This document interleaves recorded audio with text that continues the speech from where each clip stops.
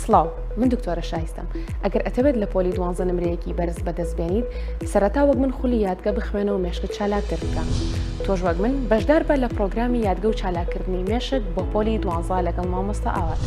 پەلە بکە و پێش دەستپێکی پۆلی 12 بەشداری کۆرسەکە بکە بۆ ئەوەی لە خۆشەکانی پۆلی 12 و دواتریش لە قۆناغەکانی دیکەی خوێندن سوودی تەواو لە تەکنیکەکانی یادگە ببینیت. ئێستا بەندا لەگەڵ مامۆستا ئاوات و مامۆستا عەتا پرۆژەیەکی تایبەتمان بۆ ئامادەکردوون کە پرۆگرامی یادگە و چالاکردنی مێشکە بۆ پۆلی 12 بە شێوازی ئۆنلاین لە ئاوات ئەکادمی تایبەت بە چالاکردنی مێشک تا بە خێرایی بابەتەکان بە یادگەمان بسپێریت.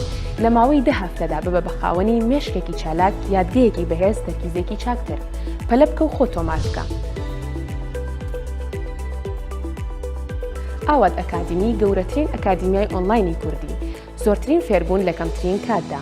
مێشکت چالاک بکە.